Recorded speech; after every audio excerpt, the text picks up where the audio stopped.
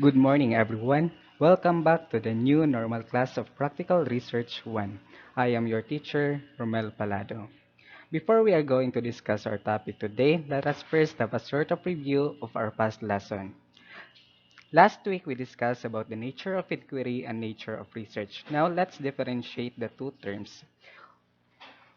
Inquiry and research are two terms that are almost the same in meaning.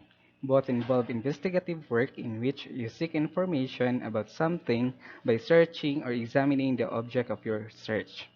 Inquiry is to look for information by asking various questions about the thing you are curious about, while research is to discover truths by investigating on your chosen topic scientifically, meaning by going through a systematic way of doing things wherein you are to begin from the simplest to the most complex modes of patterns. Inquiry-based learning gets its support from these three educational theories, serving as its foundation. First, John Dewey's theory of connected experiences for exploratory and reflective thinking, meaning learners learn through their own experiences. Second, Lev Vygotsky's zone proximal development or ZPD that stresses the essence of provocation and scaffolding in learning. Learners here learn through the guidance of others. And lastly, Jerome Bruner's theory on learners' varied world perceptions for their own interpretative thinking of people and things around them, meaning they learn through their own interpretation. In doing research, we have characteristics of a good research. First, accuracy. Second, objectiveness. Third, timeliness. Fourth, relevance. Fifth, clarity. Sixth, systematic. So these six characteristics are very important in doing research. There are also three approaches in doing research. First, we have scientific or positive approach. Second, naturalistic approach. And lastly, we have triangulation approach, wherein we are going to combine the first two approaches. Today, we will be discussing about the qualitative research and its importance in daily life. This topic is composed of two lessons. Lesson 3, Qualitative Research, and Lesson 4, Qualitative Research in different areas of knowledge. Here's our objectives for today's discussion. At the end of this, you should be able to clarify your understanding of qualitative research.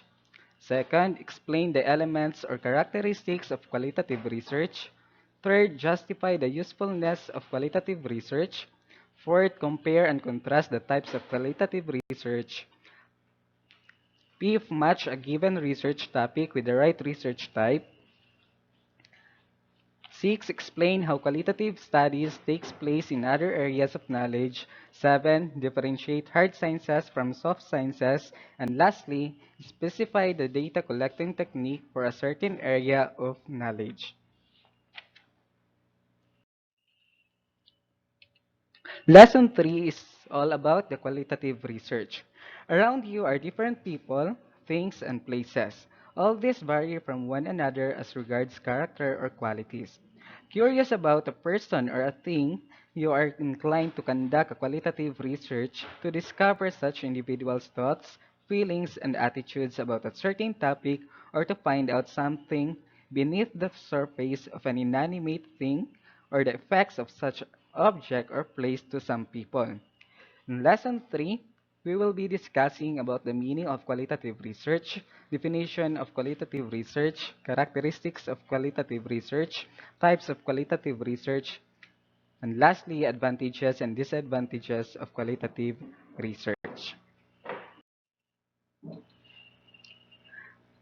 Let's define first what is qualitative research. Qualitative research is a premium or high value on people's thinking or point of view conditioned by their personal traits. It usually takes place in soft sciences like social sciences, politics, economics, humanities, education, psychology, nursing, and all business-related subjects. Resulting from internal aspects, people cannot measure worldviews, but you know them through numbers.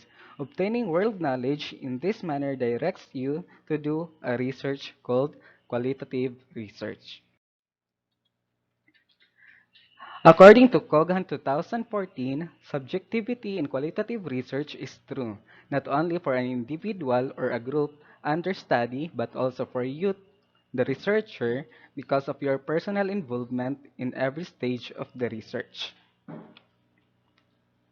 For instance, during interviews, you tend to admire or appreciate people's ideas based on their answers or your observations and analysis of a certain objects.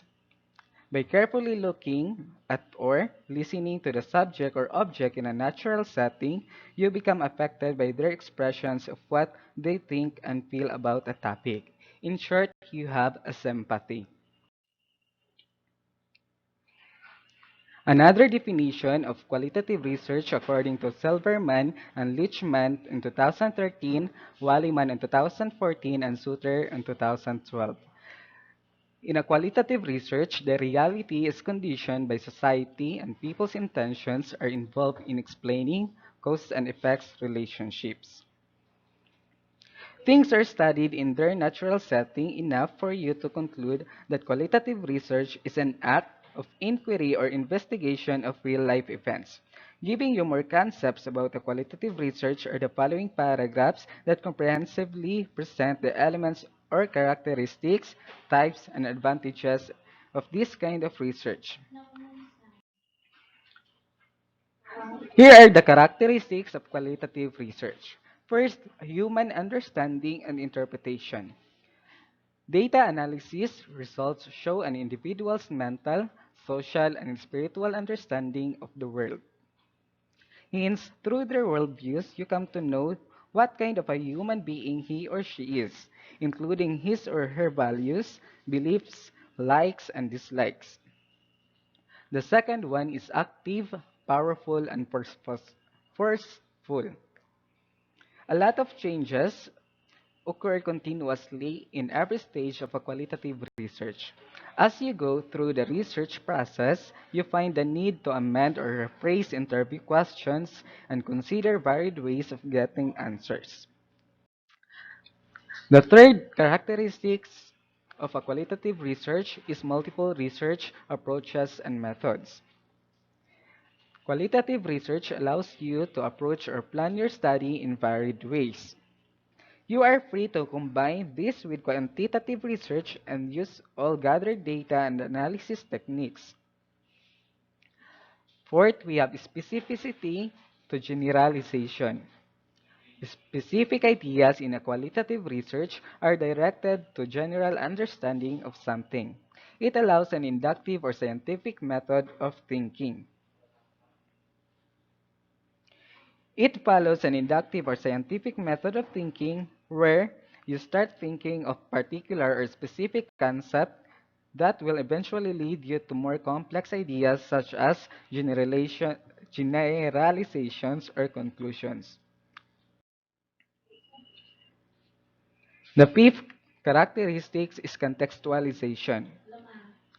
A quantitative research involves all variables, factors, or conditions affecting the study. Your goal here is to understand human behavior.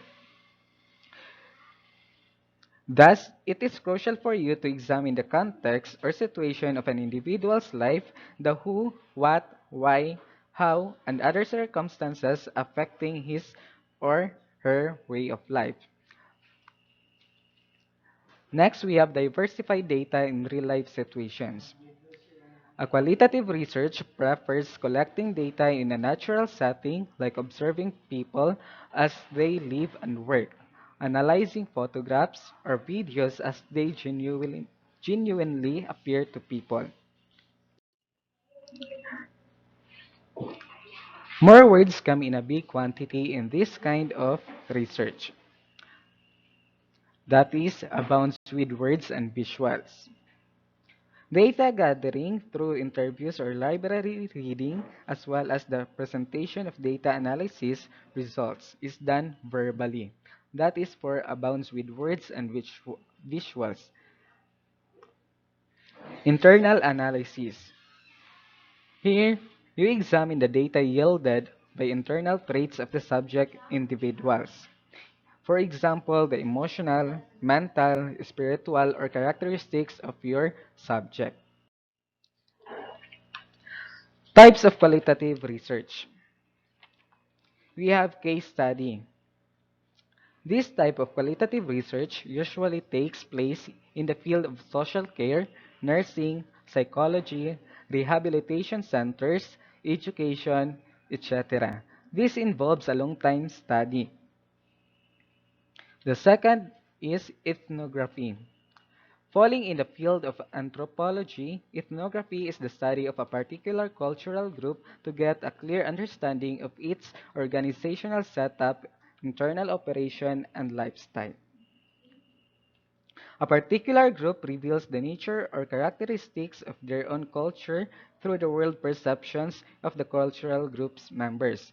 In short, you are going to have an observation through your experiences in doing this research through their ethnicity. The third types of qualitative research is phenomenology. It refers to the study of how people find their experiences meaningful. Coming from the word phenomenon, which means something known through sensory experience, phenomenology refers to the study of how people find their experiences meaningful. Its primary goal is to make people understand their experiences about death of loved ones, care for handicapped persons, friendliness of people, and etc. Next one, we have the content and discourse analysis. Here, content analysis is a method of qualitative research that requires an analysis of examination of the substance or content of the mode of communication. Fifth, we have historical analysis. Central to the qualitative research method is the examination of primary documents to make you understand the connection of past events to the present time. The results of your content analysis will help you specify phenomenological changes in unchanged aspects of society through the years. And lastly, we have grounded theory. It takes place when you discover a new theory to underlie your study at the time of the data collection and analysis. Through your observation in your subjects, you will happen to find a theory that applies to your current study. Interview, observation, and documentary analysis are data gathering techniques for this type of qualitative research. We have the advantages of qualitative research. First, it adopts a naturalistic approach to its subject matter, which means that those involved in the research understand things based on what they find meaningful. Second, it promotes a full understanding of human behavior or personality traits in their natural setting. It is because you are directly observing your subject. Third, it is instrumental for positive societal changes. So, of course, this is one of your purpose of doing your qualitative research to make a change in your society. Fourth, it engenders respect for peoples individually as it demands the researchers' careful and attentive stand towards people's worldviews. Of course, you are going to respect their ideas about you are questioning or about the information needed. Fifth, we have it is a way of understanding and interpreting social interactions. And it increases the researcher's interest in the study. So one of the characteristic of doing research, inter, you should have interest in doing your research. Lastly, it offers multiple ways of acquiring and examining knowledge about something. So, since in the previous slides we discussed about the advantages, now let's discuss about the disadvantages of qualitative research. First, it involves a lot of researcher subjectivity in data analysis. It is because you are going to observe directly your subject. It is hard to know the validity or reliability of the data. It is because it is came from their own opinion or ideas. Its open-ended questions yielded data overload that requires long-time analysis. So since you are going to ask questions, open-ended questions rather, so it takes times you to to analyze their answers. Fourth, it is time consuming, the same as the third one. Last, it involves several processes which results greatly depend on the researcher's views or interpretation. So the views and interpretations of the researcher is very important in qualitative research. We have quantitative research in different areas of knowledge, our lesson 4. We discuss about the subject area research approaches, then hard sciences versus soft sciences. Research studies happen in any field of knowledge, anthropology, business communication, education, engineering, law, and nursing. Among others, turn in a big number of research studies that reflect varied interests of people.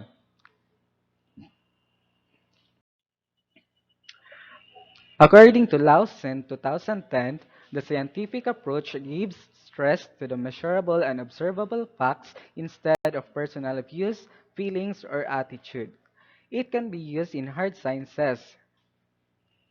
Hard sciences talks about the STEM, or science, technology, engineering, and medicine. And natural sciences talks about the biology, physics, and chemistry.